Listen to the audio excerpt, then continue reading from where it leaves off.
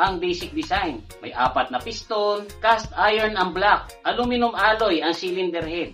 Mechanical pa ang fuel injection pump nito nung una, pero nung year 2000 ay may lumabas na rin po na naka-common rail direct injection or CRDI. Yung pinaka-basic version po ng 4D56 ay 74 horsepower lang, pero marami pong sumunod na versions na mas malakas. May lumabas po na version na may turbo pero walang intercooler na hanggang 84 horsepower. Yun naman pong naka-turbo tapos may intercooler hanggang 90 horsepower. Tapos meron din pong naka-turbo, may intercooler, and then liquid-cooled yung turbocharger. Kaya naman po nito hanggang 94 horsepower. Then pagdating po ng 2001, lumabas yung first gen na naka-turbo intercooler. Pagkatapos CRDI, 114 horsepower naman po ang kaya nito. Then lumabas po yung second gen, naka-turbo, naka-CRDI, na kaya hanggang 134 horsepower. Then lastly, lumabas po yung third gen na naka-turbo intercooler. Pagkatapos naka-CRDI din, umabot sa hanggang 175 horsepower ang kayang ibigay. Ganyan po karami ang naging versions nitong 4D56. Kasi napakarami pong sasakyan ang pinaggamitan yan.